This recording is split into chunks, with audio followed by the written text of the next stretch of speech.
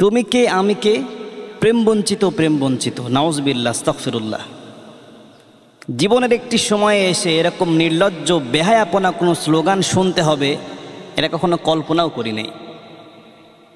আপনি চিন্তা করতে পারেন, তারা প্রকাশ্যে স্লোগান দিচ্ছে তুমি কে আমি কে, প্রেম বঞ্চিত প্রেম বঞ্চিত, কেউ পাবে কেউ পাবে না, তা হবে না তা হবে না। তারা সরাসরি নির্লজ্জতার দিকে মানুষকে আহ্বান করছে। বিবাহ বহির্ভূত যে প্রেম রয়েছে, বিবাহ বহির্ভূত যে ভালোবাসা রয়েছে, এটা তো ভালোবাসা নয়।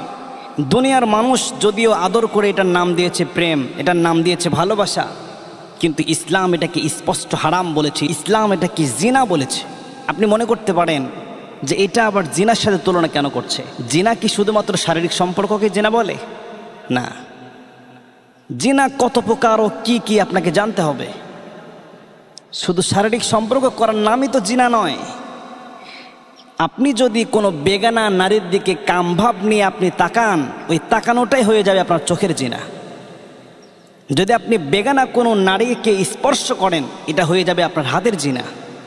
আপনি যদি বিবাহ বহির্ভূত কোনো নারীর দিকে আপনার পা দিয়ে হেঁটে যান কামভাব নিয়ে, অথবা প্রেম প্রীতি করার জন্য গোপনে একান্তে দেখা করতে যান, সেটা হবে আপনার পায়ের জিনা।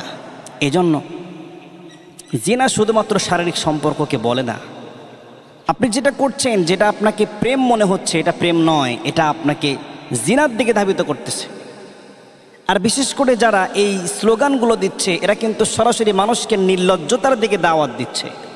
দেখলাম মিছিলের মাঝখানে কোন এক সাংবাদিক তাদেরকে জিজ্ঞেস করতেছে যে আপনারা এই মিছিল মিটিং কেন করছেন? তারা বলছে যে আমাদের বয়স অনেক হয়ে গেল, 19 বছর হয়ে গেল, কারোর 20 বছর, কারোর 25 বছর। বলতেছি এত বছর বয়সে আমরা একটা প্রেম করতে পারলাম না।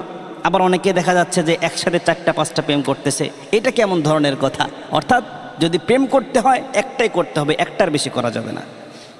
তার মানে তারা একটা প্রেম করার বৈধতা দিচ্ছে, একটা প্রেম করা যাবে। ইসলাম কি তাই বলে?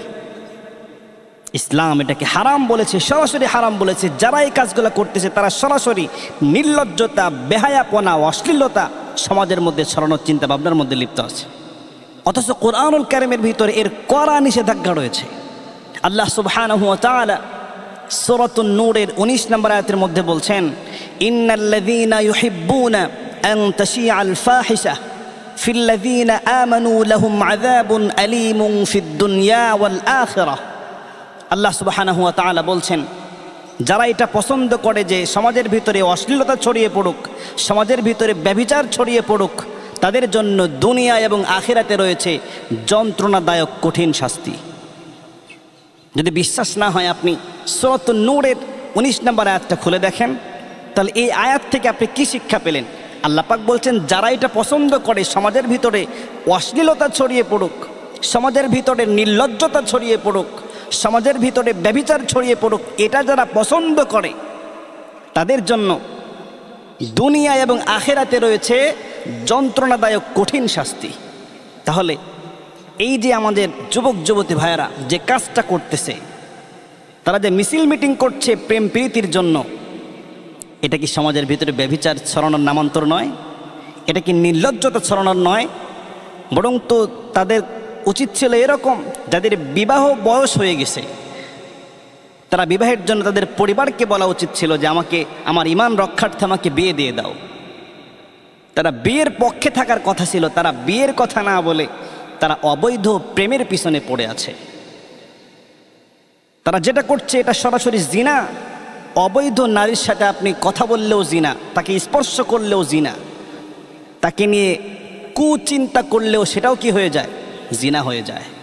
এজন্য এই কাজ থেকে আমাদেরকে ফিরে আসতে হবে। আল্লাহ সুবহানাহু ওয়া তাআলা সূরাত বানী ইসরাঈলের 32 নম্বর আয়াতের মধ্যে দুনিয়ার সমস্ত মানুষকে সাবধান করে দিচ্ছেন, ওয়ালা তাকরাবুজ জিনা ইন্নাহু কানা ফাহিশা ওয়া সাআ সাবিলা। আল্লাহ সুবহানাহু ওয়া তাআলা বলছেন ওয়ালা তাকরাবুজ জিনা। আল্লাহ পাক বলছেন জিনা তো দূরের কথা, খবরদার তোমরা জিনার ধারের কাছেও যেও না, জিনা করো না। আল্লাহ পাক এটা না বলে আল্লাহ পাক ডাইরেক্ট বললেন তোমরা জিনার ধারের কাছেও যেও না। দেখা গেল একটা মেয়ের সাথে আপনার সম্পর্ক হলো, আজকে তার সাথে ফোনে ফোনে কথা, কালকে সরাসরি দেখা, পরশুদিন হাতে হাত, তারপরের দিন জড়িয়ে ধরা, এভাবে আস্তে আস্তে করে আপনি জিনার গভীরে চলে যাবেন। এই জন্য জিনার ধারের কাছে যেতেও আল্লাহ তাআলা নিষেধ করেছেন। কেন? এর দুইটা কারণ আল্লাহ পাক ব্যাখ্যা করেছেন। আল্লাহ পাক বলেছেন, ইন্নাহু কানা ফাহিশা, নিশ্চয়ই এটা অশ্লীল কাজ, ওয়াসাআ সাবিলা, তোমরা যে পথকে অবলম্বন করছো এটা একটা নিকৃষ্ট পথ, এটা একটা নিকৃষ্ট পথ। অতএব এই কাজে আমাদেরকে যাওয়া যাবে না। আজকে দেখা যায় অবিবাহিত ছেলে মেয়ে যারা আছে তারা তো এই সমস্ত অবৈধ প্রেমের সাথে লিপ্ত আছেই। আবার দেখা যায় যারা বিবাহিত, এই বিবাহিত ভাই বোনদের ভিতরেও মাঝে মাঝে এরকম নির্লজ্জতা দেখা যায়, পরকীয়া দেখা যায়। অথচ রাসূল সাল্লাল্লাহু আলাইহি ওয়াসাল্লাম এদের ব্যাপারে কঠিন হাদিস বর্ণনা করেছেন। রাসূলুল্লাহ সাল্লাল্লাহু আলাইহি ওয়াসাল্লাম বলেন, যখন কোনো বিবাহিত নারী পুরুষ জিনার মধ্যে লিপ্ত হয়ে যায়, সপ্ত আসমান এবং জমিন তাদের জন্য লানত করতে থাকে। এমনকি রাসূলুল্লাহ সাল্লাল্লাহু আলাইহি ওয়াসাল্লাম এটাও বলেছেন, তাদেরকে যখন জাহান্নামে দেওয়া হবে তাদের লজ্জাস্থান থেকে এমন দুর্গন্ধ বের হবে যে জাহান্নামে তাদের সাথী যারা হবে তারাও তাদের দুর্গন্ধের কারণে অতিষ্ঠ হয়ে পড়বে। তাহলে কতটা দুর্গন্ধ বের হবে তাদের লজ্জাস্থান থেকে। এই জন্য আমাদের সর্বপ্রকার জিনার কাছ থেকে ফিরে আসা দরকার। আমার যুবকেরা, আমার তরুণেরা, এই সব কিছু বাদ দাও, নিজেকে প্রতিষ্ঠিত করো, নিজেকে আল্লাহওয়ালা বানাও, নিজেকে দিনদার বানাও। তাহলে দেখতে পাবা তোমার মেয়ের পিছনে ঘোরা লাগবে না।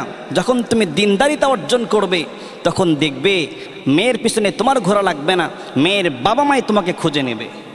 তারা তোমাকে দেখে প্রত্যাশা করবে, আহা, যদি এই ছেলেটি আমার মেয়ের সাথে বিয়ে দিতে পারতাম, যদি এই ছেলের সাথে আমি সম্বন্ধ করতে পারতাম, তার নিজেকে ভাগ্যবান মনে করতাম। এজন্য মেয়ের পিছনে না ঘুরে নিজের দিনদারিতা অর্জন করো, নিজেকে প্রতিষ্ঠিত করো। আল্লাহ সুবহানাহু ওয়া তাআলা সকল যুবক যুবতী ভাই বোনদেরকে হেদায়েত নসিব করেন। সকলে বলে আল্লাহুম্মা আমিন।